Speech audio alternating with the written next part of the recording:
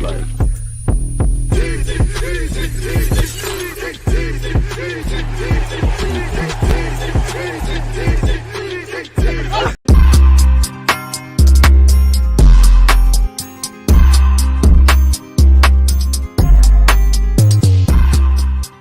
people, deluded, I'm back again. Come on, Ian. Man. Come on.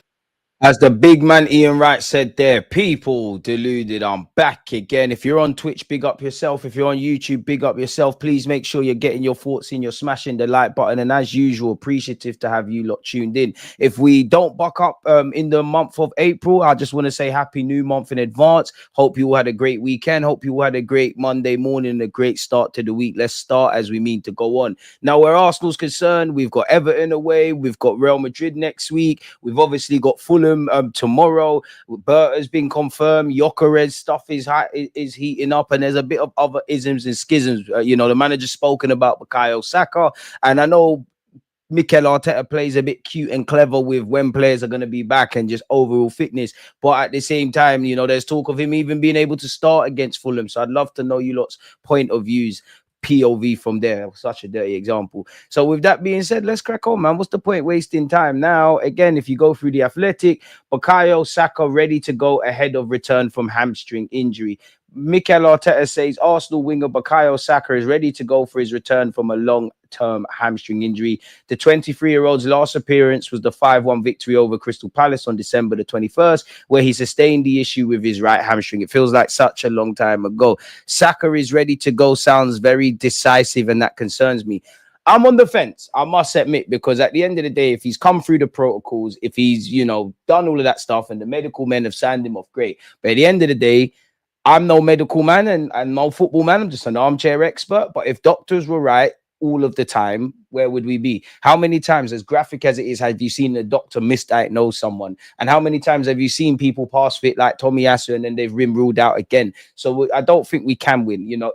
If he is to play in any of what's remaining of the season, I hope to God I'm wrong. There's no setbacks. There's all of that kind of stuff. But if he's ready to go again off the back of what he's facing right now with a hamstring tear and the knock-on effects and the amount of football he's played, it does concern me. And, if he comes back and he suffers a setback and we don't win the Champions League, what was it all for? And I do think there's an element of probably Bukayo Saka has to be saved from himself. You want to be playing football. This is what you've been working so hard to do in your career. You want to be playing in what's left of the season, much less the 2 legs against Real Madrid. Only time will tell, and as long as the man don't get injured, there's no issues. We all know he underwent hamstring injury. He was at Wembley for the 3-0 victory against Latvia. He's obviously been pictured at the Emirates.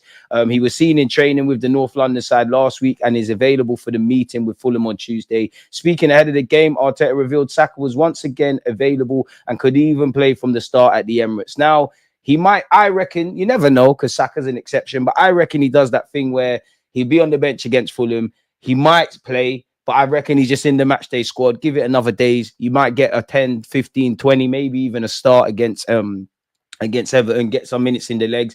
But I also feel there's a case of you get 20 minutes against Everton, you probably don't play against Fulham, or you get little man minutes in both of them. If they were to take a chance, it would be Real Madrid. Now, there's been rumors he's been training a lot longer than what's publicly known. There's been rumors he's been involved in some post-international period fixtures to get match fitness and whatnot. I don't know, people. Arteta, and we will go over his press conference, has said Saka is ready to go.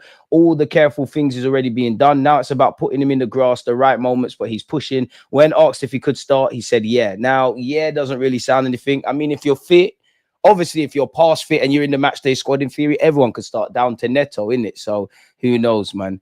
A man said, just like Kante keeps going, talking about you, DG, appreciate that. Saka ready for Fulham, not sure about that. Rest Saka for the rest of the season. 20 minutes against Fulham at best. League is done. Just play him off the bench in both games, starting first leg. He can't start a game until at least the first leg against Madrid. Surely, if he starts tomorrow, I'll be very surprised. Surprises are there to happen, really. So we'll have to see. Saka's return comes as a boost for Arsenal, who face Real Madrid in the Champions League quarter-final first leg at the Emirates on April the 8th. The winger's impressive start to the season with 9 goals and 14 assists in all comps was immediately halted by a hamstring injury. He would have had an all-timer of a season, wouldn't he? We all know several people have been deployed in Saka's position. Raheem Sterling struggled. Wanyeri's done what he can and done great, to shoulder the burden on his young 17, in fact, better yet, just turned 18 shoulders. Gabriel Jesus has been injured. Martinelli's had a hamstring knot. Kai Havertz can play no part of what is left of this season, people. And it just speaks everything for Saka in the Premier League, in that it's difficult to find someone better or someone that could do 50%, but it just shows how reliant we are on Saka. His expected assists, most take-ons, most big chances, goals and assists, and most assists. He's done the business for us in the Premier League, innit, really and truly. And the Premier League is back. We got Fulham, Wolves have West Ham, Forest have Man United, Bournemouth have Ipswich, Brighton have Villa, City have Leicester, Newcastle, Brentford. It's going to be a good one. In Buemo's being linked with Newcastle. I'd want him at the Emirates. Southampton, Palace, Merseyside derby with Liverpool, Everton. One where you wish both teams could lose. We'll probably do a watch along for that. Chelsea against Spurs. I'm undecided whether to do a watch along for the Ballers League or the under-21s tonight as well, people. And don't forget, big up Matty, Southern Gooner. I had him on the show earlier. We're obviously here now. 4 p.m. I'm going to have D and Catch, and we'll go over a lot of the Arsenal talking points we're going to now, but it's a chance for me to shut up and hear their thoughts, people, and also yours, man. So please make sure you're smashing the like button and turning on your notification bells. Again, the gaffer has said he's ready to go in it. And I think Saka's the one pushing. Where Timber's concerned, he had an illness during the international break. Apparently, he's available for selection. Arteta revealed he was ill quite badly, but has felt better in the last few days. Probably just the flu. Sad news for Calafiori. He picked up an injury with the national team. Unfortunate, but lucky it wasn't much worse. Hopefully a matter of weeks. Now, weeks in the closing end of the season, it's not what you want to hear. After his imminent return on the pitch, says Romano, Bukayo Saka and his agents will also have conversations with Arsenal over a new long-term deal. No rush as current contract expires in June 2027, but director Andrea Berta will take care of the process also for Saka's contract. I mean, you'd expect that to be the case. If you've been living under a rock, you would obviously know Andrea Berta has joined Arsenal, has been officially confirmed as our sporting director. He drew high praise from Josh Kroenke, and the most important thing for me would have been Andrea will be a great addition to our club. He understands our values and what we stand for, and we have no doubt he'll help us push on and take the next steps in our bid to win major trophies. We need to sort out the wage bill. We need to move on players. Evidently, we need to bring in players and a whole bunch of in-between people. And again, me and Matty spent a good while talking about Berta and the pull of power. Is he going to be able to make things happen? Does Arteta concede some control? As much as Berta has been, at Atletico for 12 years, we love the fact that he's not attached to the club. He's experienced. Obviously, in the dynamics of the Kroenkes, is that going to change anything? Or is he going to sing from the same hymn sheet? Or is there going to be balance of the two? Who knows? Arteta said his drive and will to win is going to be very contagious. I hope so. If there's the Kai Havertz situations that he's telling you, we can't win with guys like that. The words coming out of his mouth, winning, improving, demanding, very honest, straightforward, very clear vision. He was so willing to join us. There were other possibilities, people, and we'll have to see with Jason Naito. So, yeah, we want to see that. Obviously, our new sporting director was going to be at the press conference on Monday, where Arteta was going to be asked about Calafiori, Saka, obviously Berta. I've not seen any talking points, but you would imagine naturally Ornstein came out yesterday with the Gyökeres news off the back of us getting a sporting director. I don't know, but if a journalist was doing their job, not that Arteta is going to shed any light, but surely it's a good opportunity to ask him about Gyökeres, people. And if any journalist was smart and they speak Italian, because we know Berta's learning the English language, just spit 1-2 Italian bars and you might get some sound bites from him. It's the Emil Smith Rowe derby. Arteta said exceptional. He's got all the attributes to become a top player, and that consistency, especially with us, he was unable to maintain, especially in the periods that he had injuries, but he has tremendous quality. Now, Marco Silva also echoed what Mikel Arteta said in his press conference about his quality, but demanded more consistency from Emil Smith Rowe. Let's see what the gaffer has said, people. On being back after the international break, it's great. We had a good time to reflect and to reset and put ourselves in a really good position to go for the most exciting part of the season. Is it that exciting?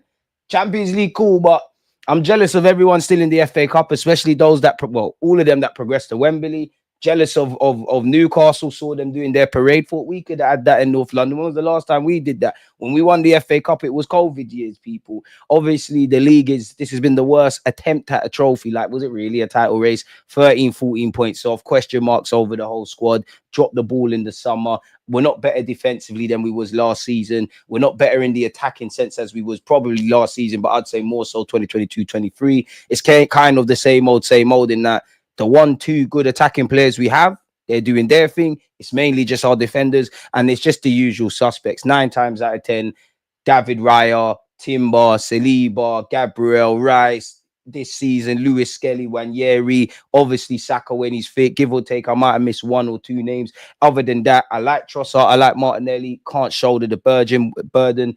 It's the same old. And if nothing changes, nothing changes. We went over the Bukayo Saka thing. He said he's ready to go on managing his minutes. Well, all the careful things he's already done. So now it's about putting him in the grass, the right moments, but he's pushing because he really wants it. Do we need to save Saka from himself in that regard? We've respected the time frame. To be fair, you have. We have done everything and we have had to hold him back even then. So he's ready to go. On if he could start, yes. On how much of an impact he could have. Do I really need to read this? It's another massive weapon that we have with him. We know the impact that he's had on the team and how important his role and his contributions are to our success. So it's great to have him. On Calafiori and Timber, we kind of went over this, but, you know, Calafiori picked up an injury. Timber is available. On the appointment of Berta, I think it's a big addition to the club. A big addition to the club, a team that is already formed with a lot of great people. Richard Garlick leading it, but as well with James King, with Jason Ito, with a lot of people at the club that have been doing such good work. So it's about building out that chemistry. And I believe Josh Kroenke has been fully involved in the process as well. So we're all excited to have him. On how he can help us in the transfer window, straight away, the words that come out are always winning, improving and demanding. He's a person, very honest, very straightforward, with a clear vision of what he wants to do. He was so willing to join us, which is a positive thing as well, because he had other possibilities. He chose to come to us. I mean, you did hear, you know, he is Italian, AC Milan and them kind of teams wanted him, but he wanted to go to the Premier League and he did start learning English. So in hindsight, all roads were probably leading to, if not necessarily London or North London or Islington with Arsenal, probably someone in the Premier League. But then you look at it, yeah. Obviously, I'm happy with Berta.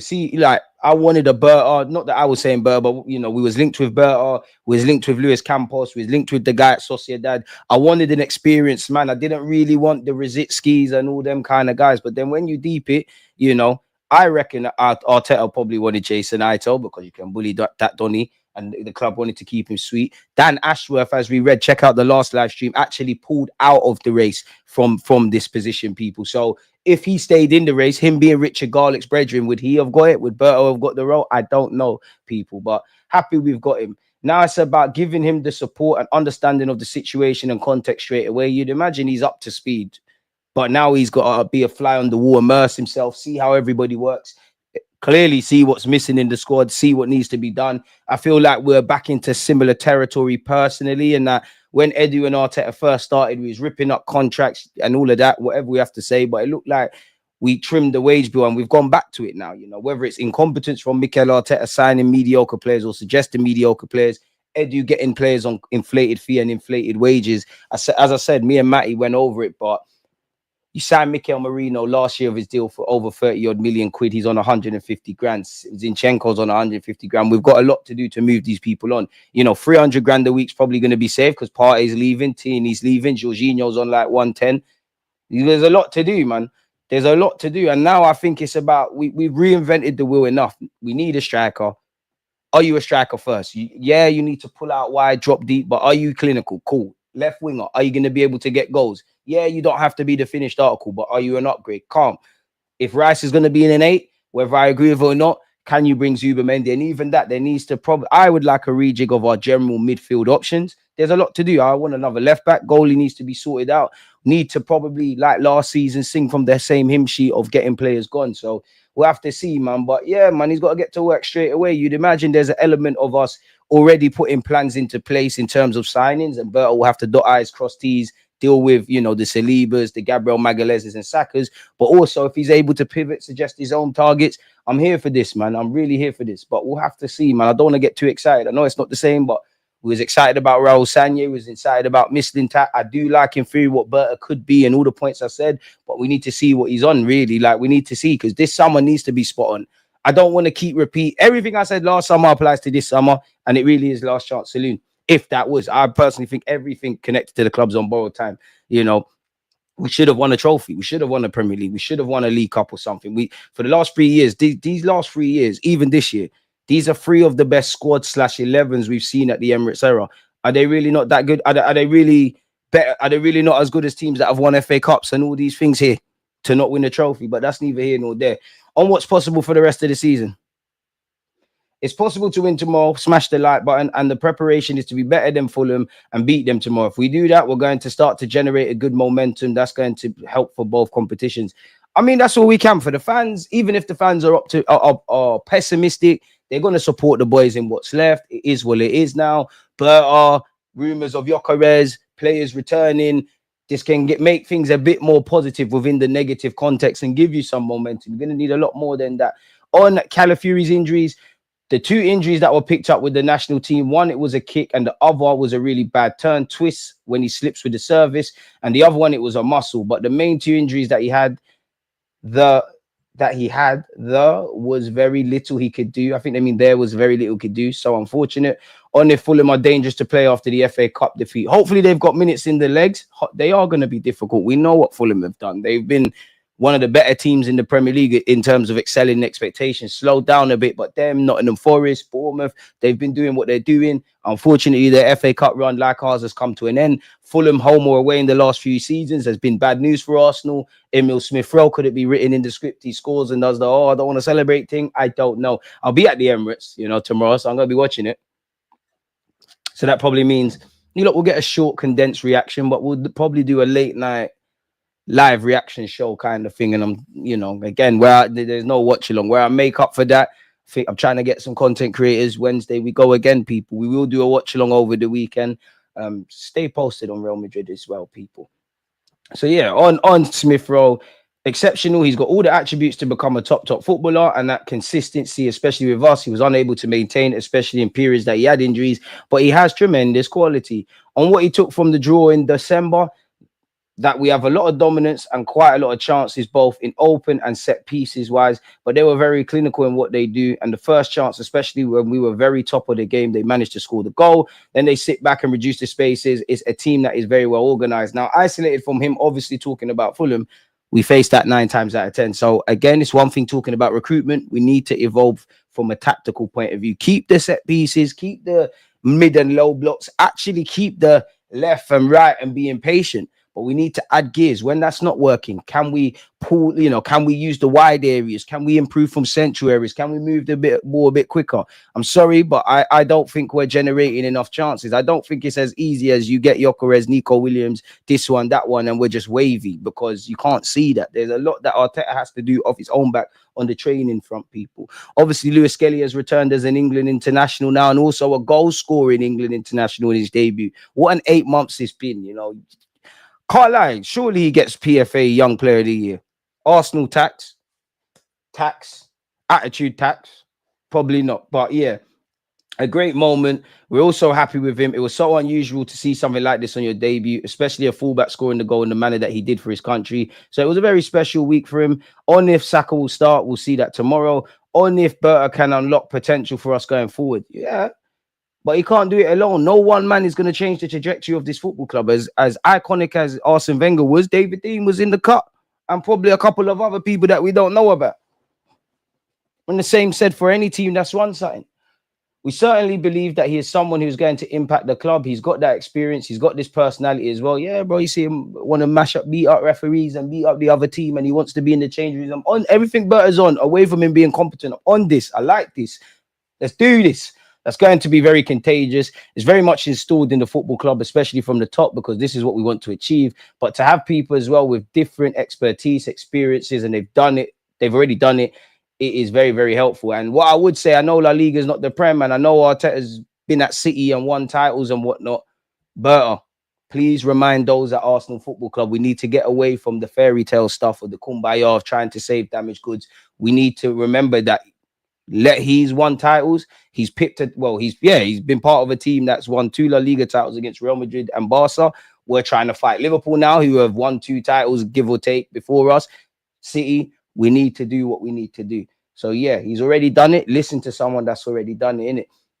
And what he likes about his attitude, what I like the most immediately is how much he wanted to come to the club. He was really attracted, really excited about that possibility and the way he believes that he can help us on what we want. On someone who's coming in with their own ideas. That's what I mentioned. The good thing is the strong team that we already have in place and all the work that the recruitment that Jason, James and all the boys have been doing, and everything is prepared. Then that planning has to be tweaked, because what you plan and you execute most of the time ends up being a bit different. So we've shown an inability to pivot. Last summer will show you that. But the direction, the vision, and what we want is clear. We'll jump on board with that, and hopefully he will twist it and make it better. That's why he's here.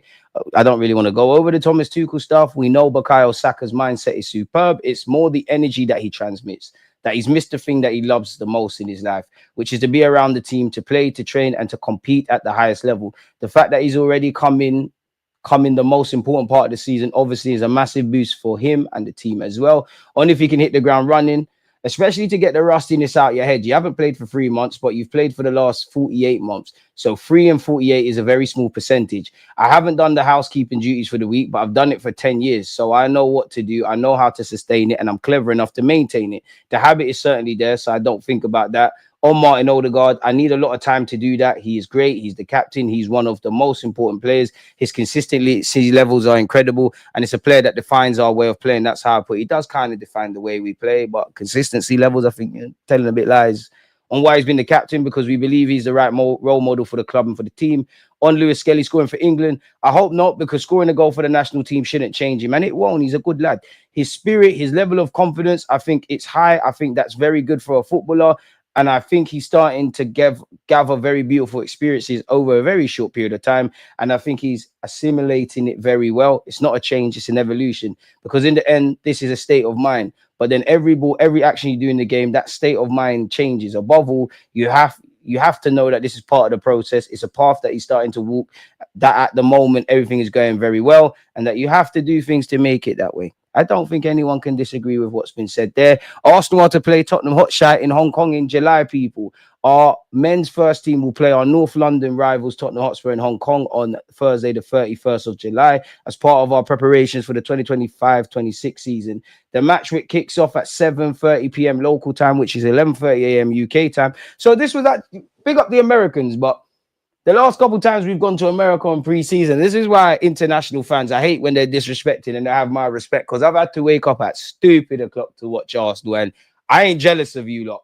11:30 a.m. UK time, it works for me. So if the Asian time zone is kinder than what the American one would be, I wonder. And pick up America, and I know Kroenke's owned by Americans. We are owned by Americans. The Kroenkes are American. It makes sense why we're always there. Got a big following. But it's nice to see us go somewhere else, if I'm honest with you. It seems like we're doing the American thing for the last few years. Richard Garlick has said, everyone at Arsenal is excited to be visiting Hong Kong in July. It's great to be back with our men's first team squad after 13 years. It gives us the opportunity to meet so many of our fantastic supporters in the region again. As well as training hard and playing the match, we cannot wait to connect with our Hong Kong supporters in this wonderful part of the world, playing against Tottenham Hotspur in the magnificent new Kai Tak Stadium. Kai Tak. We got Kai Havertz. Will be a great experience for both teams and supporters, and will be a very important part of our preseason preparations ahead of the new season. Fair play, man. Moving away from that, people, I'm sure you would have seen Arsenal developing strong interest in Victor Gyokeres as they consider striking options. Arsenal are developing a strong interest in Sporting's Victor Gyokeres as they consider their options to recruit a striker this summer. Gyokeres has long been admired by new Sporting director Berta, whose appointment was confirmed on Sunday, and is expected to figure prominently among those the club considers signing in the transfer window. Arteta is a huge fan of Isaac. However, Newcastle United have no intention of letting their star striker leave St. James's Park, and it would likely take a massive fee for them to even consider his departure. Arsenal have also done a lot of work on RB Leipzig's Benjamin Sesko, who, like Gyokeres, even though I don't want to see Gyokeres out wide, can play out wide. So in an ideal world for me, Gyokeres is our A-lister striker. Sesko, you come in and you be our kind of V2. I know I'm dreaming, but you bring in Nico Williams, that's a winger. Trossard, you could be moved on. Martinelli, you could be moved on. You're probably more likely to stay. You've got Wanyeri in the mix. We've got stronger options there, but I just can't see two strikers in Gyökeres, Sesko, Nico Williams in the winger, Zubamendi or a centre mid. Probably need to, it's on brand. Goalies and left backs are going to have to be done. And also, I do think an element of what we need to do in terms of incomings, there needs to be something with outgoings as well, people. I do think it mimics last season in that. Very different because we've dropped the ball and we're vexed. But last season, 2 points off City, you get a striker, you do this, you do that. We're going to the next level. And for whatever reason, you know, I like Calafiori, but right now you're not the strongest man on the pitch. Merino, you're playing by default. You're not in our strongest 11. Sterling and Neto, with great respect, the less said, the better. Bringing them in was not inspiring. But also, when you're looking at it from a fan point of view, like, yeah, we're going to, you know what, we're going for it. I think there was a remit to sell players. Got a decent fee for Nketiah, got a decent fee for Smith Rowe, got a decent fee for Ramsdale, or shifted them. Obviously, I said we should have kept Mika Beref, gave him a new deal and loaned him back out, because if he was at Monaco now, we're earning a lot more money. But at the time, Studgrass was a record fee and they made money. What's going to change this season, people? Because again, we'll part this off for just a second. Topology. There has to be a remit. Obviously, but when he had his interview, they wanted to see how he would match up with Mikel Arteta, how he would tie into the structure, what he's saying in terms of incomings or what we need to be winners. But there has to be something for outgoings. You can't just blame Mikel Arteta, Edu, and all of them. Likewise, you can't just blame the Cronkies, because at the end of the day, yeah, a lot of you that make the excuse of not sacking Arteta, they took a chance on him when he was just an assistant for Pep. They've let him rip up contracts. He's won the player battles. He's been allowed to break the transfer record. Even when you look in midfield, 30 million on Marino, 65 million on Kai Havertz. You've been allowed to buy a world-class 6 in Rice and make him an 8, and that's our club record signing. They've backed him. And obviously, we've been flirting with getting over the line. We haven't done it. Is it too far-fetched, yeah? If the Cronky sat there and said, yo, we've given you some money, you've given people on big contracts, you ain't really won a title, we're going to give you a budget, not as much, and you need to work with it. And the budget we've given, rightly or wrongly, they haven't done enough. I can't blame them. Look at the fees. We shouldn't have been identifying Kai Havertz anyways, and so that's Arteta's L. Edu, crap negotiator. Chelsea only made a £5 million loss on that. And they'll say, you know what, that 5 million won us the champs because he scored the winning goal there. Cool. Kai's laughing. I think for Kai Havertz himself, it's been a successful move. You're one of our, at this moment in time, rightly or wrongly, one of our more consistent attackers. You won the champs at Chelsea, so I can't necessarily say this, but I think your name's held in higher regards week in, week out playing for Arsenal than it was at Chelsea. You're earning crap loads of money. You know, your wife's just had a kid. You got married. You're settled in London. You're laughing. Arsenal have to want to move you on more than anything. But if you're Berta, away from the new contracts and all of that, bro, you have to. It's not just going to happen in the season, but something has to happen. This doesn't have Fabio Vieira and Reece Nelson's names on it. Nelson will probably be moved on. He's injured at the moment. I don't know, you know, because there's a lot of players we can move on. We don't know if there'll actually be offers. You know, it's down to their agents. It's down to them wanting to leave. It's down to Berta to a degree. It's down to Arteta to sanction it. We might get bids that are placed, but they're not acceptable. We might accept a bid that player, whatever it is, whether it's Zinni, Trossard, whatever, the finances don't make sense. You could, and of course, everyone wants to play football, but you got to remember, this is a lifestyle point of view. A lot of these players, we need to move them on more than they need to move on. Because look, like if you're a lot of these players, you're calling. Gabriel Jesus can't be moved on. There's no guarantee we even move Gabriel Jesus on in the summer of 2026, much less after that when his contract is up in 2027. Look how much P's he's going to get. It's a madness. And if you're Saliba, Gabriel, Magalhaes, and Saka, you're not in the top 5 earners. Fair enough. Odegaard signed his new deal. You don't imagine that's, well, we're going to have to talk about that soon. Rice signed for big money. You're going to get that. But look at that. He can't be moved on. And I'm not a pocket watcher. I don't really care what players get paid, really, in the grand scheme of things. Because if anyone deserves the money, it's footballers. And, you know, these clubs are not going to be paying these mad fees if, you know, if they weren't earning pounds on these pennies, essentially. But when you start breaking it down, Kai's on big money. Jesus on big money. Fair enough, Rice, Odegaard, I think that's cool. Odegaard, you need to fix up your ideas. Part if you take a wage cut or do something, we can make something happen. But you're on 200k and you're going to get a loyalty bonus. Saka, that needs to be near. You need to be on what Kai's on or beyond that. Saliba the same. Magalhaes, wherever his name is, the same. You've got Tomiyasu on 100k, in which I don't care because I like Tommy. But when do we see him? Jorginho's gone. That's 110. Tierney, that's 110. Calafiori, 22-year-old, probably signed on a 4 or 5 year deal. It makes sense why you're going to get that. But that, Marino's laughing. Big move to Arsenal at 28 years of age. Obviously, he flopped in the Prem first time. 130. Madness. Absolute madness. Madness. Zinni 150, crazy. Trossard's probably going to be moved on. You'd imagine in the next 12 months, when we deal with, I would say, the Wanyeris, the Lewis Skellies, the big three contracts, maybe even Martinelli, because even Martinelli right now, you're not earning 180 grand. I reckon Timber signs improved terms, if I'm honest, because that there was a point he was dealing with the contracts. Then the Ben Whites, the Odegaards, people that's contracts weren't running down, they were given improved terms. If we're getting back to that, Timber deserves a little buffer. Like, look what Timber's that now. Again, it all depends when you sign for the club. Timber's earning less than Mikel Merino. So we're gonna have to see what this means, people. But where were we? I can't even remember where we were. Where were we? Big us up, man. We'll get back, people. This is why I love streaming with you lot. Yeah, so we went over that. Yeah, this is where we was, man. We was talking about Sesko. Yeah, Arsenal have done a lot of groundwork on Sesko, who may prove to be a more cost-effective solution, but it's unclear if they proceed with a move, and the 21-year-old Slovenian international has multiple suitors. Gyokeres is therefore now a more prominent candidate than he might have been in the past. Now, nobody's buying is that because no one can. Newcastle are pricing him out, but let's just say, for argument's sake, Newcastle have said he can go for 110. Gyokeres has a release clause and it's clearly dropped because they're around 50 odd. Whether you rate Sesko or not, we all saw Arsenal have been linked with him. Everybody's being linked with him. His agent was all about the place in the Premier League last season. Every striker, you're not going to have a free hit. You could extend that to Zubamendi and Nico Williams. It's not just Arsenal going for these players alone. It's everybody trying to get in the mix. So we're going to have a decision to make. Make sure you get one of those. The Sweden international 26 has become one of Europe's most prolific attackers since moving to Portugal from Coventry in 2023.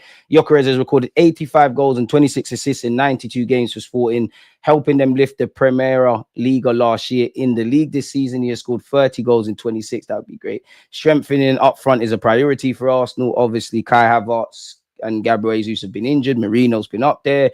We tried to get Ollie Watkins in the winter market. Didn't happen. Morata the same. So, yeah, man, bring him to the club, people. But then again, you do look at Darwin Núñez, Islam Stilmani, Carlos Vinicius, guys that were prolific in Portugal. They didn't really correlate that when they moved on. So there is stuff to concern.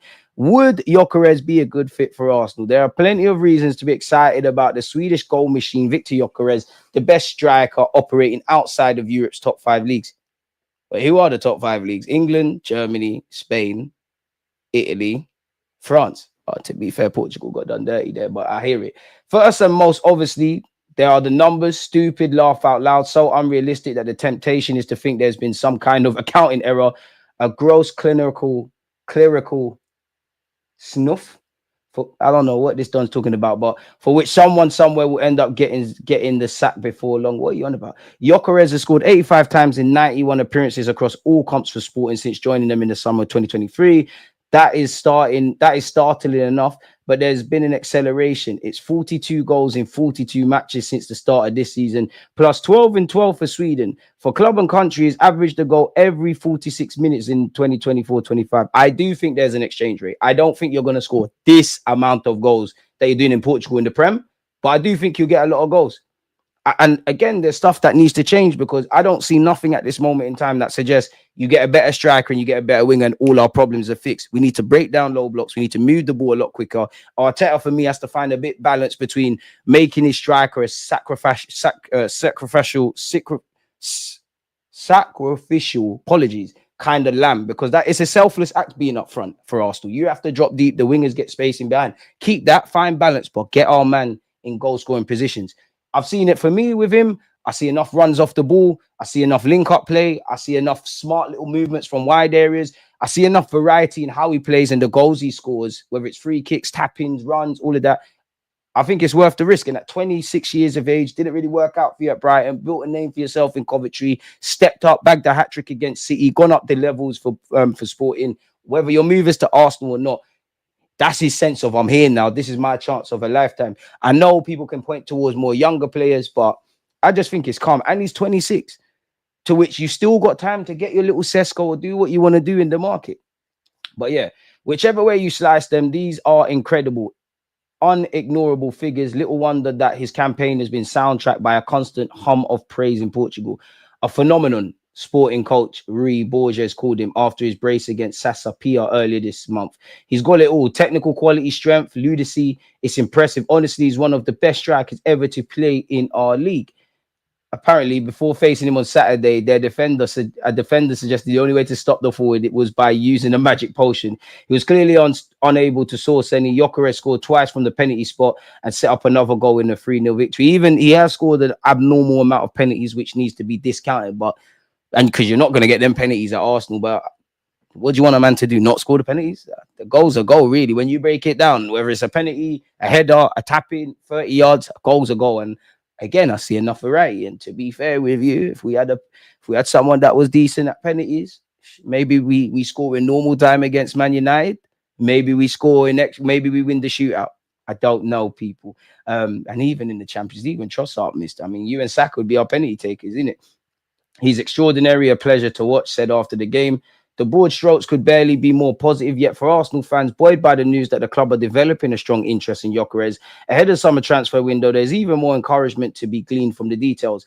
For one thing, he could simply be a huge point of difference, offering something the current club options at centre forward don't, even when fit available. Kai Havertz, Gabriel Jesus, Trossard have many assets, but brute physicality is not among them. At his best, Gyökeres is a wild horse. I don't think he's the quickest, but this says he can outpace defenders, but often seems just as content to trample over them before bolting for goal. He occupies a backline even when playing up front alone. I just think he's a smart footballer. I think he's one of them. He's not blisteringly quick, but he's quick over a short distance. Like, he might be on the last shoulder. He knows Saka is going to pop a ball over the top. He's acting like he's not involved. Quick dash, fed, hop the gate, he's gone, he scored, we're off. Anyways, people, I'm here for this. Gyökeres also has one-track mind when it comes to scoring. He picks up his share of assists. He has laid on 16 goals in the Portuguese top flight since start last season. But as a byproduct of his all-action style, when he gets the ball in the final third, there's only ever one focus. Gyökeres wants to go directly to goal. He's totally ruthless, said one of his youth coaches. Totally obsessed. Sometimes he feels anxious on the pitch because he hasn't scored his goal. I like that. Because I'll be real, out of all the men I've seen play up front for our club, Kai Havertz is the only one I've heard, whether I rate him or not, speak like a striker, like I want to score. Certain men are saying goals are not a strong point of theirs. Defenders are saying they can't defend. Goalies are saying they can't concentrate. And of course, I'm taking it a bit without context. And if you read what they actually all said, it's very different. But at the end of the day, I don't want to hear that chat. I want to go. I like the way Raya speaks in comparison to Ramsdale. I want my striker to say, I want golden boot. I want this. I want that. And the third people. So, yeah, we love that. You can understand perhaps why Gyökeres lists Cristiano Ronaldo as one of his idols. Selfless is all well and good, but it's wise to cleave to the old Gordon Gecko line when it comes to strikers. Greed, for the lack of better word, is good. Not for nothing does Borges characterize Gyökeres as competitive and ambitious. His path to this point may have shaped his outlook. Gyökeres must have thought he was knocking on the door of the big time when he joined Brighton at 19, but it didn't happen for him. Loan spells at Sampoli, Swansea and Coventry were nothing to write home about either. Only after he made the permanent switch to Coventry did he begin to show what he can do. He'll turn 27 in June, so there's a sense he's keen to make up for lost time, which is great. You've had good moments in your career. You've had bad moments. Now it's, you've come through that. It's now time to do the business kind of thing. Smash the like button if you haven't. There are weaknesses to his game. He's not the most graceful in tight areas. His pace disguises the odd loose touch. Despite his stature, he is not especially good in the air. Of his 68 goals for Sporting in Sweden, only one has been a header. Admittedly, this owes as much to tactics as technique. For Sporting especially, Gyökeres is often tasked with carving out chances for himself, something he's very, very good at. One run in particular, arching from inside to out. So from out to in, like just being fancy with it, or the right channel. What did I say before we read this? I've seen enough. I've seen your channel play, seen you drop deep, seen a variety of goals to say he's worth a chance. And at 26, you're not like Sesko. Like you need to learn and all of that. Not saying he's the finished article, but he knows his job. He's all rounded in that. Like Gyokeres, Saka, Wanyeri in the cut, a left winger. Odegaard, find your shooting boots. Can we, sort out the partnership of Rice and someone else? Get more squad players, it could get better. So, yeah, here are 3 examples. So these are the runs he makes, as you can see, man. The ball's coming. He's making that darting run. Fair play. Again, making that darting run. Again. And what I like is he's a bit... The only one I see in our squad able to do this, I would say, is Wanyeri's emergence. But I would probably say Trossard in that you might just be able to buy a yard, can you get the shot away with your left? Like he scores a lot of them kind of finishes, and Isaac terrorized Saliba and Gabriel Magalhaes, and people could say, oh, Saliba and Gabriel kept him quiet, which they did. But even though we battered Sporting, I think Gyökeres gave a good account of himself. Pardon me, I'm sure he hit the post in that game as well, man. So it's just telling us what we know already, if I'm completely honest with you. So take a chance, man. What stands out the most about these goals, as well as countless other similar ones, is not the intelligence of the runs. There are no Mensa level movements, nor are the finishes especially artful. No, the key thing here is the sheer self-sufficiency of Gyökeres as an attacking outlet. His ability to take what might have otherwise be a fairly benign situation and turn it into something else single-handedly. This is perhaps more than anything else is what should excite Arsenal fans. It doesn't take a great feat of memory to recall Gabriel Jesus, Havertz and Trossard receiving similar passes in similar areas and being bullied out of possession, or at least forced to recycle it. There are obvious caveats here. One is that the Primavera is nowhere near as strong as its English equivalent. Another is that Arsenal rarely play on the counter-attack and are almost never afforded the amount of space you see in the examples above. Would Gyökeres be as prolific against deep defenders? Would he be so physically dominant against Premier League defenders? And if not, would that flatten out some of his advantages over, say, Havertz? There are pennant questions for Arsenal or any other suitor. One thing does seem fairly certain, however, the sheer weight of numbers means that someone will offer Gyökeres the chance to find out the answers sooner or later. Great conclusion on that, people. Gyökeres is currently leading the race for the European Golden Boot. He's got 30 league goals this season, and you look at him against the top 7 league strikers. He's first for goals, goals per 100 touches first, expected goals first, goals and assists first, non-penalty plus assists. I think that means first, XG first, attacking actions first. He's actually he's actually underplaying his XG as well. Attacking actions first, dribbles over 100 touches first, offensive duels one first. So I think I can see enough to take a punt, if I'm honest with you. He's outperforming his non-penalty XG as well, as you can see here. So I'm all for it. The stats that show why Gyökeres is the right man for Arsenal ahead of fellow strikers Isaac, Sesko and Osman. I don't know over Isaac, but get to it, man. We know. I'm going to skip past all of this. We've seen all of that kind of stuff. What statistics are there? We know he's got 42 goals in as many games. Isaac has found the net on 19 fewer occasions. Isaac's in a better league, man. Let's be real. Gyökeres is finding the net every 80 minutes. Isaac is finding it every 113 minutes. I mean, for me, I'll be real, it's more impressive with Isaac because he's doing it in the Prem. The Coventry striker also has a higher goal conversion rate than Isaac, 29% to 27%. Narrowly, he has a superior big chance conversion too. Gyökeres is 57% beating out, pause. Bro, Isaac's 56%. Okay. I'm ready to say Gyökeres is better than Isaac on a shameless thing as well. Fair enough. Hey, this is giving me material for a potential another video, if I'm honest with you. Xabi Alonso, who's rumored to be going Real Madrid, but rumors today actually say he could be staying at Leverkusen. They've been linked with Kivior. He could be heading to Leverkusen. Now, there are rumors they're going to let some defenders depart, so you do have to take it with a pinch of salt. But apparently, adding to the list of players potentially leaving is Kivior, with Bayern Leverkusen expressing interest in signing the Polish defender. Kivior's time at Arsenal has been somewhat limited since his 20 million move from Spezia in January 2023. Despite showing promise, he has struggled to break into the starting 11. Again, Jonathan Tah could be leaving. Hincapie could be leaving. What's the other centre-back that they've got who's linked with moves? So I don't know if we should take that with a pinch of salt. Cunha, who we're going to continuously be linked with, apparently he said he's ready to take the next step in his career. Now we're close to achieving our goal of staying up. I've made it clear that I want to take the next step. I want to fight for titles, for big things. I have potential. I had a lot of offers, but I wouldn't feel well if I'd done it. I couldn't leave the club in the middle of the season in a difficult situation in the relegation zone. Moving away from that, again, I'm jealous, man, of the FA Cup semi-final draw, in which Arsenal versus Crystal Palace has been postponed because Palace are still competing.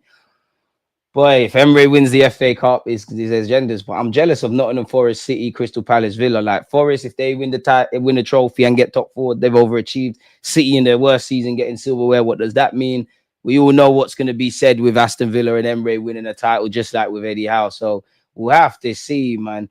Arsenal are confident allegedly of Zubimendi signing this summer despite fresh competition from Real Madrid. Reports in Spain said a move from Real Madrid was very likely and suggested Zubimendi could snub Arsenal to return to the Bernabeu.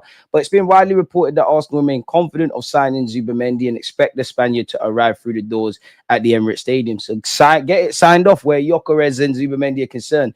The Athletic claim Arsenal are working on the basis that Zubimendi will be a Gunners player next season, while a report in Spain says a deal between the two clubs has almost been reached. Arteta wants to strengthen his squad in the summer as Arsenal looks set for a third successive second place finish in the Premier League. We've been linked with Gyökeres and all these kind of things, man. Gallas said, and I don't care what Gallas has to say, I can't understand why Arsenal are signing Martin Zubimendi. They have so many midfielders. That should not be a priority. Jorginho's going. Partey's going. Mikel Merino's a squad player at best. Really? The Odegaards, the Wanyeris, they can be molded into those deeper roles, but we're not seeing that at this moment in time. Gallas, stop chatting. Are we going to take any advice from Gallas with a Mohican? A grown man, probably 30 with a Mohican, a relaxed Mohican as well. And the way he acted as a captain against Birmingham when Clichy made a mistake, or the fact that he disgraced the number 10 shirt, worst player to play for the club. Just for that, sign Zubimendi. I swear to you, Gallas could tell me Thierry Henry is the best player ever, which I believe, but because he said it, I'm going to say, no, it's not. It's Cristiano Ronaldo. I hate him from a footballing point of view. Absolute see you next Tuesday. So unfortunate, but former Gooner Christopher Olsen has agreed to terminate his contract with FC Midtjylland a little more than a year after being diagnosed with an acute brain condition. We wish him all the best, man. That's shit news. Arsenal, Man United have been linked with Adam Wharton, but it will take 100 million to cop him. And Liverpool have been thrown into the mix as well. So I can't see that one happening, people, because it's going to cost far too much. Is there any new news? Arteta confirmed. Oh, bro, this is definitely about Burrow. A1 clickbait, man. That's definitely about Burrow. Is there anything new here? Gone over the Saka thing. I mean, where the strikers are concerned, at least for at least a week, like the Osman rumors, they're not going to cut it. The Isak rumors, they're not going to cut it. Arsenal contenders to sign 45 million euro Liverpool star as Fabrizio Romano reveals truth on Anfield exit. Please smash the like button if you haven't.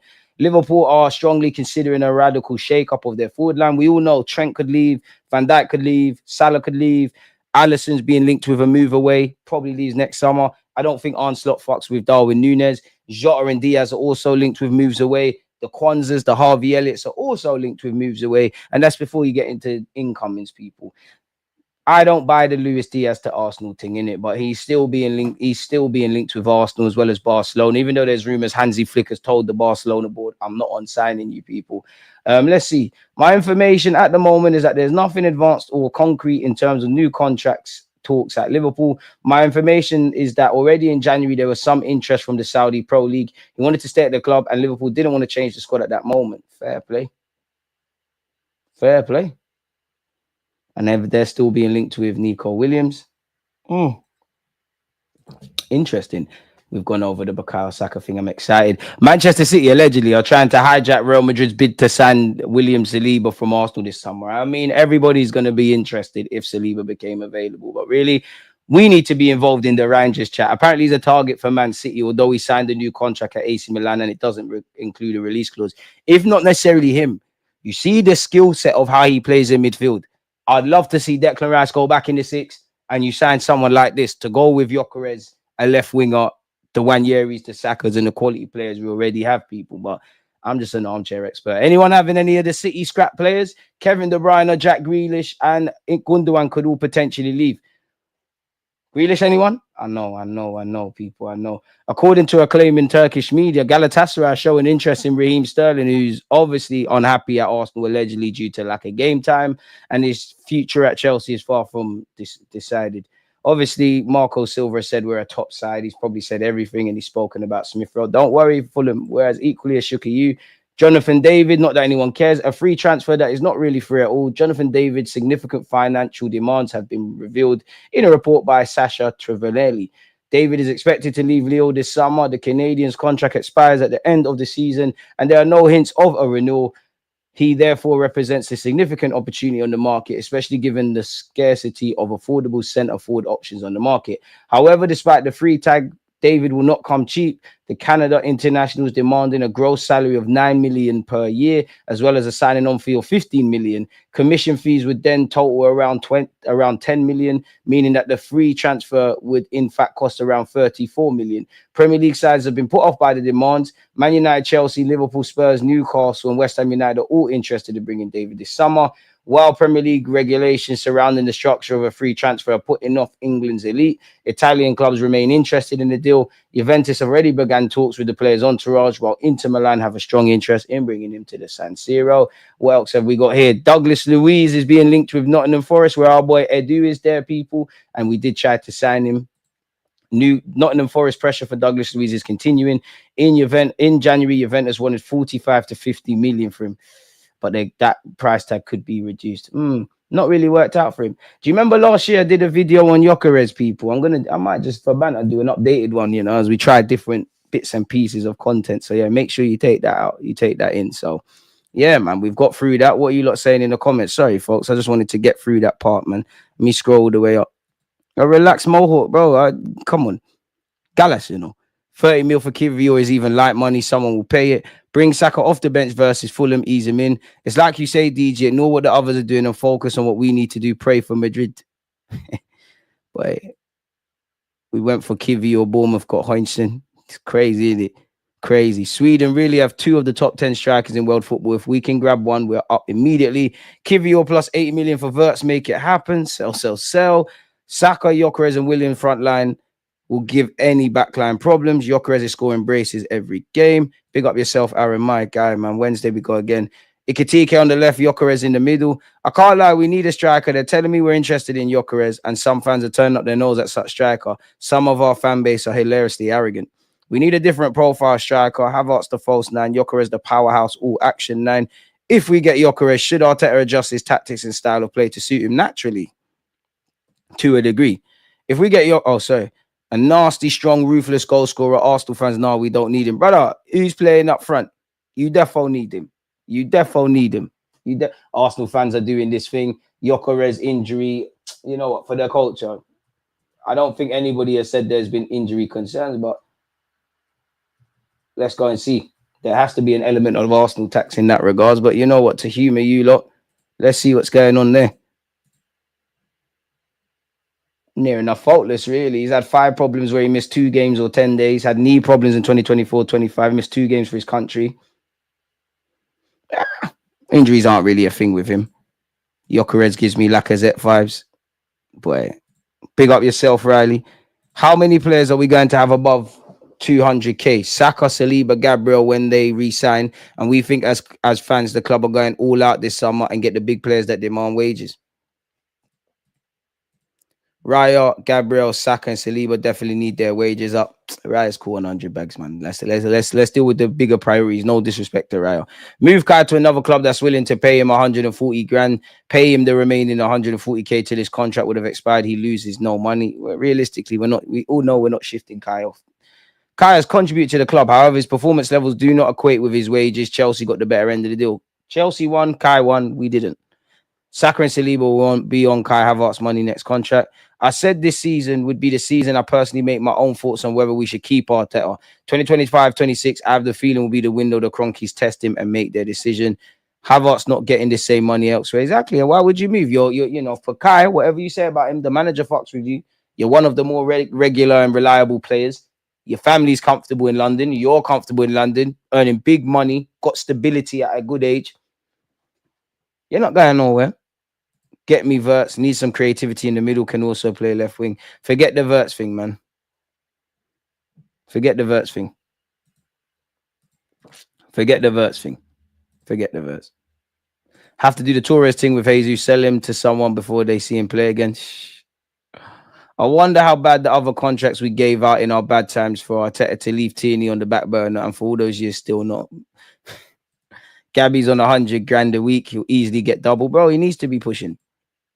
He needs to be pushing. Teta platform in Odegaard with he defines our play style statement. Of all the players he chose, the one that doesn't shoot well, overcomplicates stuff and slows down play. Says a lot about Arteta.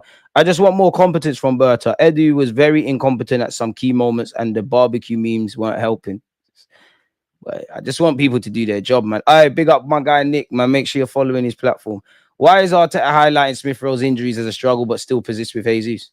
Jesus on big money. Have to do the back-to-back streams. And I got another one at 4 p.m. with Catch. And obviously D of Fams on TV. Give Saka 15, 20 minutes against Fulham, 30, 45 against Everton to get him match fit. Don't think many fans want to see him start this quick, especially against Fulham. League is done. Just play him off the bench in both games. Start him first leg. We'll have to see, man. Like, we'll have to see, man. Like, you know, if Saka is fit, he's playing, bro. I do hope Arteta takes his time. He played 50 last season and 43 this. Is that Saka? So many ungrateful people in the fan base just because it's not their ideal choice. So if we get Gyokeres, do you think Mikel Arteta will relegate Havertz to the bench? He has to. Because if you get Zubimendi and Rice and Odegaard, that's your midfield three. I mean, Arteta did say Havertz could play out wide. I don't want to see that. The striker's going to be there. Obviously, can be part of the squad, and he's going to have to be part of the squad. I said it before. I think you're going to see Kai in midfield a lot more. If I'm honest, whatever I think about Kai this season with the amount of injuries, if you didn't want to see, there's plenty of game time. Kai is just going to be a squad player. Obviously, if your form is like the second half of last season, then there's that. Who knows? We might play two strikers or Gyokeres. I don't want to see it, but Gyokeres might go out wide because you've got to the ability. You know, speaking about Kai from a footballing point of view is one thing, but we got to remember this is a political statement. At the end of the day, Mikel Arteta has to justify that 65 million and that 200 grand wages. Havertz definitely ain't touching that midfield, so he's going to have to hold bench. As he should, rotationary option, cup games, occasional start, that's your thing. You, Martinelli, Trossard, that's your thing. We need a bigger squad as well. Imagine how this fan base will react when we sign Sesko in the summer. Boy, it'll be interesting, and I'll be here with you lot, man. DG, you're taking the mick. Ain't no one want Grealish. Be a good lad, man. Be a good lad. It'll be a good lad. Smash the likes if you haven't. It'll be a good lad. Next, bro, fuck Gallas, bro. Fuck Gallas. Pardon my French. Fuck Gallas. On my life, fuck Gallas. Guy was a twat, bro. Like, it's one thing me criticizing you as a footballer, yeah. But I don't respect you as a person. Unless you want to be on the YouTube channel, we do an interview, shameless views and that.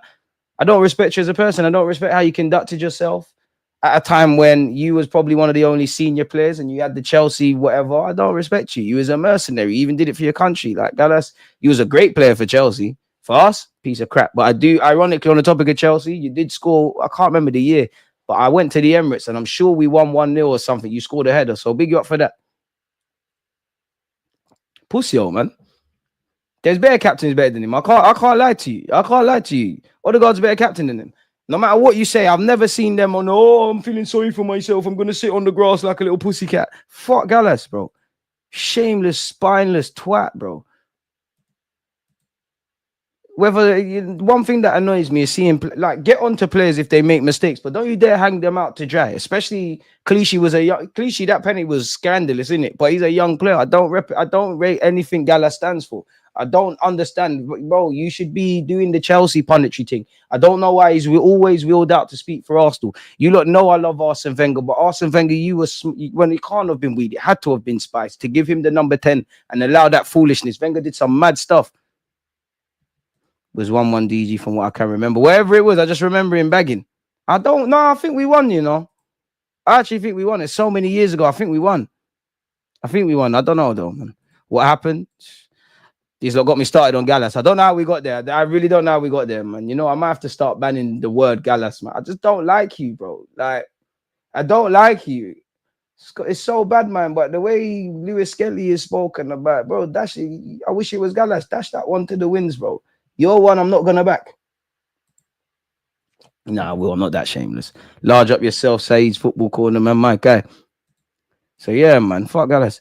Saka needs to come off the bench against Fulham tomorrow and then start him against Everton before Real Madrid at home in the champs. He's been out for a while, man. If he does start, I'll be absolutely surprised, man. You're taking something very common, so common that it's not even worth talking about, like water being wet and making it uncommon. This is a deal we have available to us if there's a willing buyer and Havertz likes to move. Otherwise, we are going to be stuck with a full 280k a week and bonuses till 2028, which is why I think, not rightly or wrongly, the Cronkies in this window coming the last window, they might have said, you know what, hang about, like, you have to watch the pennies a bit. Because you mean we went through all of that, ripping up Aubameyang and Pepe and this one and that one to really do this again? Because it's one thing, cool, Edu and Arteta, you inherited a mess, you had to flush that out, but now you've made your own mess. Like, if I'm honest with you, 3 years now, there's certain things that shouldn't be a thing. And it doesn't surprise me. At the end of the day, we've been fighting for a league for 3 years. Arteta's been here 5 years. Someone like Gabriel Magalhaes has probably been here 5 years. That's a long time. Players at any given period that were once first names on the team sheet, whether it's because of age, shifting team dynamics, other players stepping up, all these things, there's been a bit of a changing. Boy, Gallas defo on DG's Mount Rushmore of most hated Arsenal. But easily. You lot can shoot me. I hate and I hate him as a player. I don't know him as a man. I hate him as a person. Easily. I hate Gallas way more than I hate Van Persie. I don't even hate Van Persie. Like, Nasri, Adebayo, all them kind of ones. Bro, Gallas is deaf on my Mount Rushmore. I don't even think I have a Mount Rushmore of players I hate that played for this club. It's just you. It's just you. It's just you. Like, we don't need Mount Rushmore. It's just you, Gallas. I don't like you.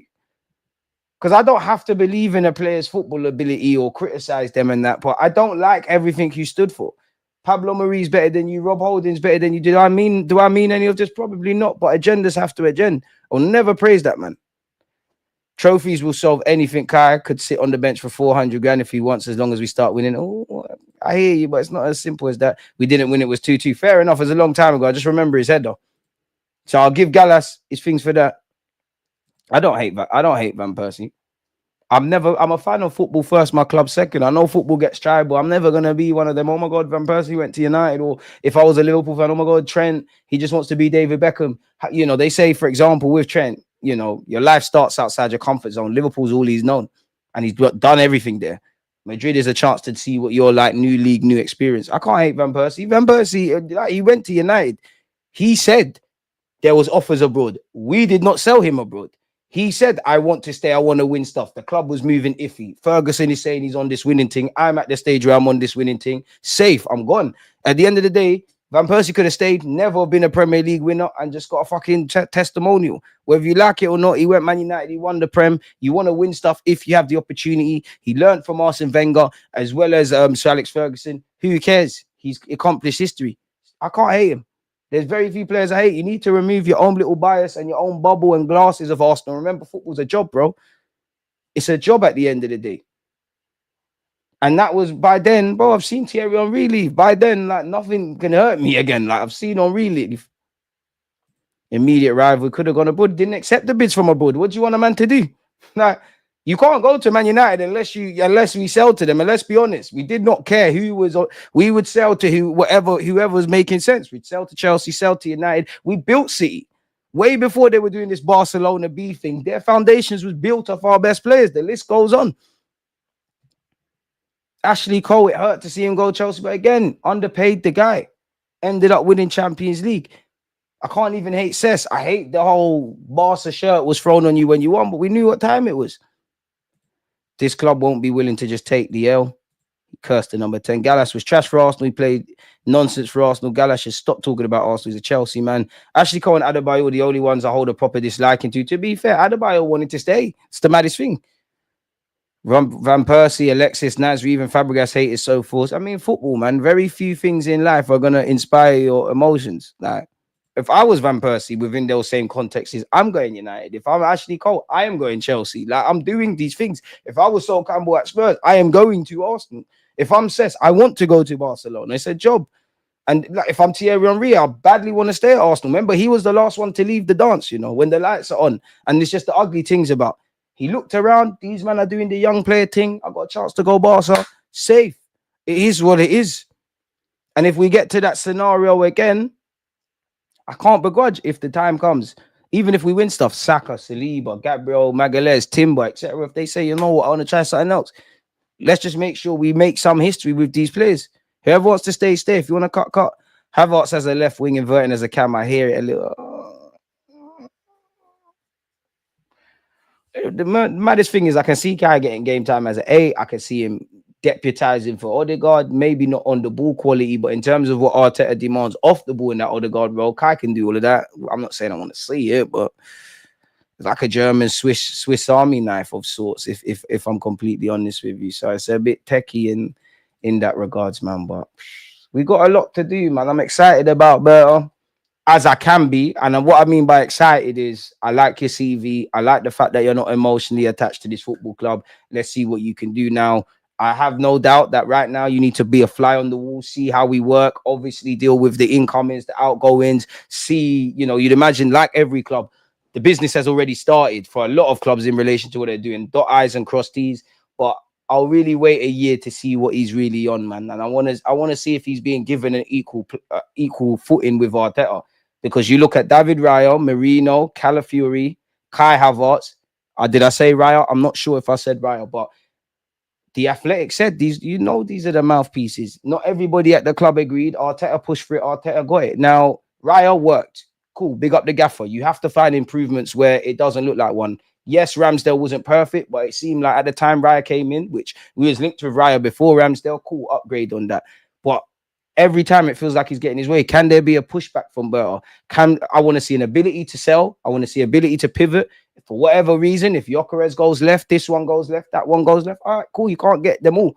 Just make sure you get someone. I don't want to hear powder dry. I don't want to hear there's no players on the market. I don't want to. Them things there have been run for about 2 years too long.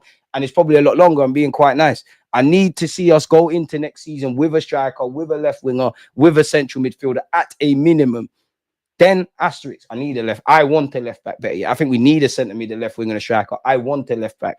I want a second choice keeper. If it's up to me, you get this Garcia lad. Cool. You want him? Go get that. Full cool. Whether I believe you should spend 20 odd million on a second choice keeper, all right, cool. You go do that. If it's up to me, you go and buy like a little, not like a Scott Carson or a Dan Bentley, a little English Don that's 30 odd. He knows his thing. He's going to be the third choice. It helps us with homegrown. But if a young player is going to make the difference, great. And then it's about the squad. I'm not expecting us to sell every player. Like, it's not going to happen.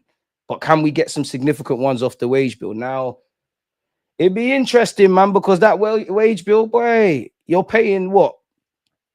Jesus is on 265. Tommy Asu's on 100. And I like Tommy, but you don't stay fit. On 100 grand.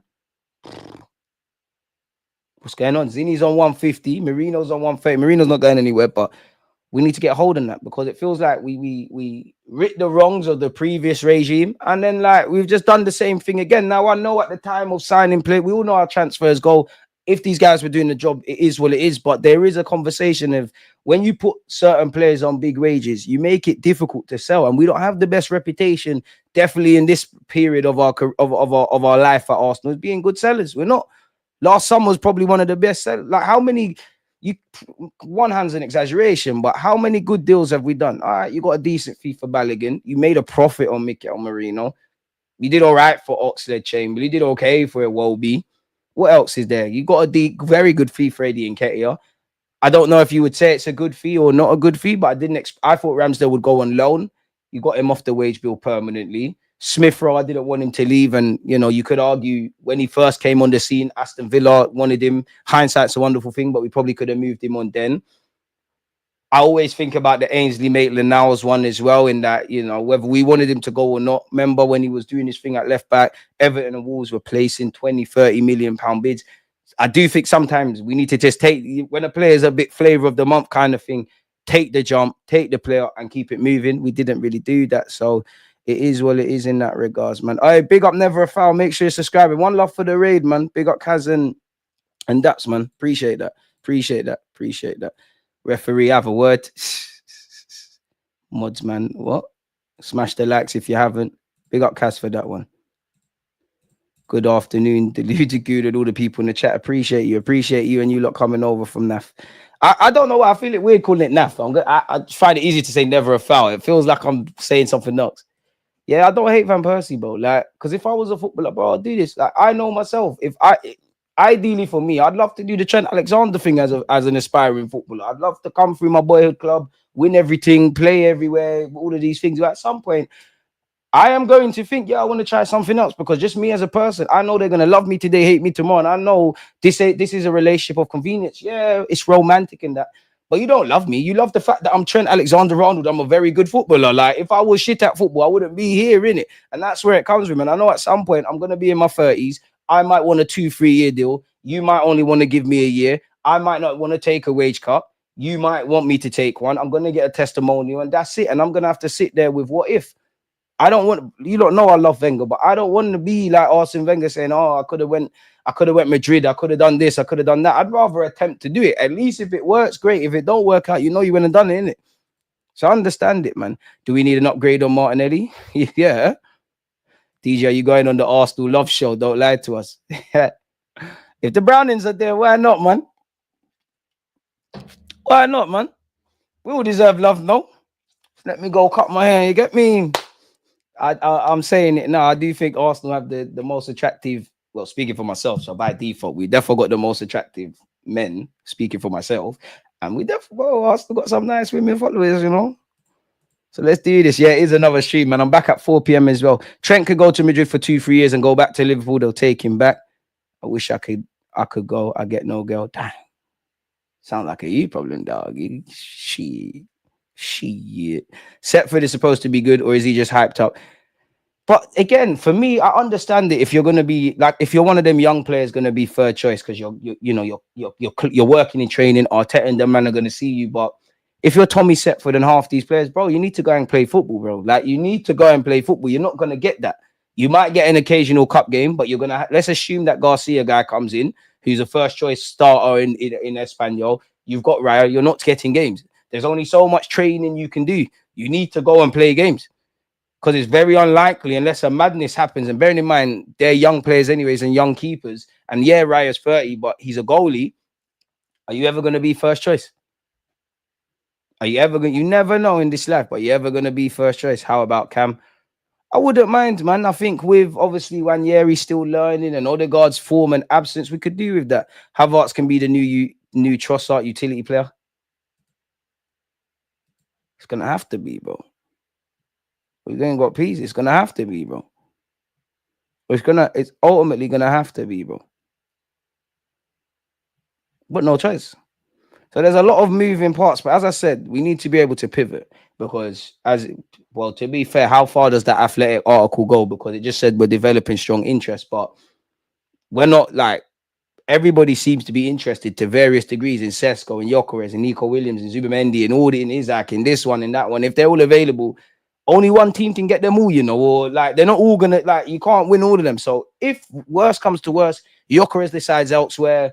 We decide Sesko ain't the guy. I don't know, Ollie Watkins or whatever. I don't know who the striker is. Make sure you get one. In an ideal world, I'd love 2 forwards, a left winger, a centre mid, 2 forwards, 2 strikers, a centre mid, a left winger, a left back. That would be great for me moving forward. Obviously, a couple of goalies, but we'll have to see, man. We'll have to see, as well as it goes without saying the contracts. 65 mil bench player, no way, bro. Are you in the starting? Is Kai in the starting 11? Form can change everything, but you're not developing interest, the same buzzwords for multiple players for years now. And bro, you can't be developing interest in Gyokeres now. Like every club that needs a forward has to have watched Gyokeres or all the other ones and have various degrees of interest. I asked time ago, but which left winger would you like Arsenal to bring in? Let's just say wingers. You know what? I would take a punt on what's his face? He's injured now, man. That FIFA, is it Fifano? Malik Fifano? Something like that. The Leon Don. Just seems like a wild goose chase. I'd love Doué, but that's a myth. Juventus just signed this Cancel guy, man. I developed feelings for a gal, not a signing. At least he's better than 100 million Grealish. Garcia's been the best goalie in La Liga this season. He's class. So it does make you wonder, like, what's going to happen with Raya then? Because at some point, one of them is going to have to leave, or someone's going to have to accept being second choice. And, you know, he's been linked with United. They've got Onana. Been linked with us. We've got Raya. Been actually linked with PSG. Don't know what happens there. Been linked with Atletico. They've got All Black. Been linked with Real Madrid, actually. They've got Courtois. Yes, some are older and younger than others, but he's clearly an emerging talent. But how long are you going to see being second choice? Like, he's making inroads. There's talk of being called up to the Spanish national team. He's obviously getting a lot of plaudits. You know, he's in the last 2 years, himself has just been exposed to playing week in, week out for Espanyol. We'll have to see, man. We'll have to see. David also doesn't miss entire seasons for fun. Still on the Jonathan David thing. Let it go, man. Let it go, bro. Let it go, let it go, let it go, let it go, man. Let it go, man. Chills, one love, my guy. That onslaught picture. Crazy. Havertz on the left wing, I turn off the Boy, in it. Boy in it, like boy in it, boy in it, boy in it, boy in it. Proven goal scorers a must, bro. The ball just needs to go in the back of the net. Catch. See you at 4 p.m., my guy. Got to talk about Gyökeres. Got to talk about Saka. Got to play devil's advocate. Just want to see the signings, but again, if you were to look at it, you would be led to believe Zubamendi and Gyökeres are basically going to be Arsenal players. Maybe I'm naive. I'm just an armchair expert. I ain't seen them announce that London Goalie. I ain't seen medicals. I ain't seen Arsenal fans tracking trains and planes and all of that kind of stuff. Until I see that and players are signing on the dotted line, all it is for us is just talking points. Kareem Kanai from Salzburg. It's almost impossible to get a backup goalkeeper who's even close to around be okay with playing 5-10 games a season. And that's where I'm looking at the Garcia thing. Again, I've never had a conversation with Garcia, but you sit there, well, when you read these things, apparently he's keen to sign for Arsenal. I don't know if Arteta has been gassing him. Yeah, you're going to be the number one, bro. I don't like Raya anyways. Or maybe he's been honest and said that, you're going to be number two. Or maybe Arteta will come true on what I think was PR at the time. Remember when we signed Raya and he had Ramsdale and he said, oh, I'll sub goalies, I will do this and do that. We knew that was wash. You don't play around with your goalies. I know there's a couple of exceptions to the rule, but that was never going to happen, really. So we'll have to see. I mean, if Garcia comes in and he's better than Raya, as much as I like Raya, fair, safe, innit? That's what we want. I love Bukayo Saka. If there's this imaginary right winger that's better than him, that's attainable, bring that. Like, bring anybody that's going to improve us. I've got time for Arteta. If there's a manager better than him, safe. Davies had heart issues and 4 knee issues. Not sure what Jonathan Davies got to do with this. Jonathan David is an Egal signing, pure feminine. Hey, come on. Big up Egal. Come on. These man will gas up Jesus, who you only get to see for a month and a half each season, though. I can't lie. No one ain't gassing out Jesus again, man. We wish him, like any player that's injured, we wish these man speedy recoveries, but it's dark, man. It's dark. And there's just certain players. I like Martinelli, as you lot know. I'm tired of expecting you to get double figures. I'm tired of Gabriel Jesus staying fit. I love Tomiyasu. Tired of expecting you not to get injuries. There's just certain things that I think I see play out year in, year out. And I'm tired of being hopeful. I'd rather be hopeful if these lot are not moved on. And if they stay here, I'll pray that they stay fit. But I'd rather pivot now. We're living or dying by certain men. If Kai's not scoring goals, we're in trouble. And that is an issue in itself. If Saka's not there, we're in trouble. At this season, regardless of how it's panned out, young Lewis Scaly and even Wanyeri keeping up the theme from an attacking front, we've relied on him. For a team that's meant to be in the third title race, if you can describe it as that, that's just my thoughts. Even when Jesus is fit, he does not score. But Jesus is miles better than Jonathan David. But I don't want to argue about these nitties that are outside with the Argos pen, man, lads. Ain't no one care about Jonathan David. Big up Gabriel Jesus, but we're at with him. And the one thing that sucks about Gabriel Jesus is the initial injury that sparked this off now and changed his fortune. It actually, for once, it actually weren't in the Arsenal shirt. It was playing for Brazil. Ain't seen an Argos pen in a while. Same, smash the like button, it's free. No, it's same. Is it still blue? Just want a striker who's used to hitting the back of the net. It's a habit none of our strikers have. Is that too much to ask? I know the modern day has changed, and we talk about goalies, how good they are with their feet, defenders the same, strikers can score 20 league goals. Man, start talking about what's their general play like. I know the game's advanced, but at the same time, the primary jobs remain and stay the same. We need a forward that can bag, and I'll tell you, you've missed the boat. Arguably, whether I rate these guys or not, Kai Havertz, Jesus, to a degree, Mikel Merino. From the remit of Eddie and Ketty, even. You lot can all do what Arteta wants from a striker. All that work in the channels, dropping deep. But in front of goal, we need a man that can do that and just put the ball in the back of the net. Hardest thing to do is score goals. You'd be getting Jota and you'd be happy. Hey, Frank, big up yourself because you're always here, but you love a trolling. I wouldn't be against Jota. I wouldn't be necessarily for it. I can't see that happening, though. Do you believe the Gyokeres rumors? Because the timing's off. As soon as we announced Berta, the Gyokeres rumors came from nowhere. And that's what pours a bit of water on it, really. It's just a bit predictable in that we're back in action. The fan base, obviously, the league's gone. We're optimistic / pessimistic for Real Madrid. You announced Berta. Gyökeres rumours, press conference today. Build a bit of momentum to get for Fulham, for Everton, for Real Madrid and what's left of the season. I'm at the point where, bro, just make it happen. Gyokeres has one of the highest passing percentiles in the top 5 leagues, so it's not just goals. Nah, forget your same old BS we've been doing for 5 years. Arsenal tax will never see Jota on the pitch. We will never see Jota on the pitch. Jesus was benched by Havertz. Let that sink in. When Jesus plays, we look more fluid in attack. Gabriel Jesus at best is a rotationary option. Probably, you know, it's a winger thing for you now. If you're gonna stay here for however long, you're gonna be here next season for some part. It's a winger thing. You can play the cups up front, but it's a winger thing, man. It's a winger thing. And even that, are we gonna sign a winger? Or are we gonna get Gyökeres and be like, oh, you know what, Havertz is coming back, Jesus is gonna be back by December.